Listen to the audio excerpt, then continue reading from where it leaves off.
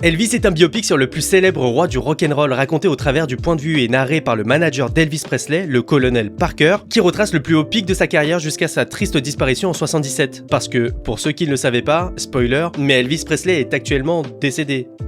Depuis longtemps. Tant mieux à ceux qui ont trouvé ce film incroyable, je suis sincèrement content pour vous, il y a 0 second degré là-dedans, mais moi je vous avoue que ce film m'a clairement ennuyé. Déjà, je trouve que le film va dans tous les sens et qu'il a un manque cruel d'équilibre. Le film est bien trop rythmé. Au début du métrage, tout va trop vite. Il a un aspect bande-annonce ou clip musical qui te perd un peu dans l'espace et dans le temps. Et du coup, pendant la première heure, c'est fatigant. Et même quand ça commence un peu à ralentir et à prendre son temps, ça prend beaucoup trop son temps et le film s'étire en longueur sur des détails et des aspects de la vie d'Elvis qui sont pas spécialement sympas à suivre sur son siège.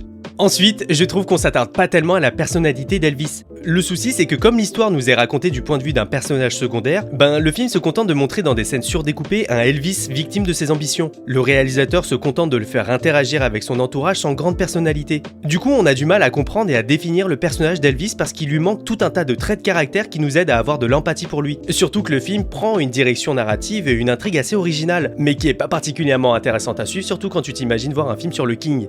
Un autre point que j'aimerais relever, et c'est probablement le plus important, la musique dans le film. J'ai rarement vu des chansons aussi mal présentées dans un film que celle-ci. Et pourtant on parle d'un biopic sur un homme qui a quasiment révolutionné et apporté une vraie identité à l'industrie musicale. Mais à part une scène assez marquante, le reste est un peu présenté dans des montages un peu convenus et banals. On n'a jamais vraiment le temps de profiter parce qu'il y a toujours un personnage pour interrompre l'action et c'est vraiment dommage. Le fait que certaines musiques aient été remixées et mises au goût du jour n'aide pas du tout à l'immersion. Quand tu regardes un film se déroulant dans les années 70 sur fond de hip-hop, R&B moderne, c'est pas ce qu'il y a plus évident pour s'imprégner et s'imaginer dans l'ambiance 70s quoi.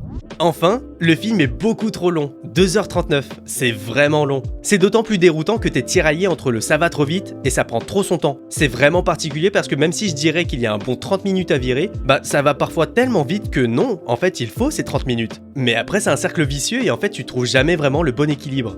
Après, il y a quand même quelques bons trucs, faut pas que j'abuse non plus. L'image est très léchée, presque un peu trop propre, mais là je pinaille. Certaines scènes sont très jolies, colorées et luxuriantes. Les acteurs, j'en ai pas parlé, mais ils sont tous incroyables. Austin Butler s'est approprié le King, c'est impressionnant, tant au niveau du physique, de la voix et de la gestuelle. Et Tom Hanks est évidemment magistral dans ce métrage au même titre que tous les comédiens du film. Mais tous ces bons points n'arrivent pas à me convaincre que j'ai passé un bon moment, et qu'Elvis est un bon film.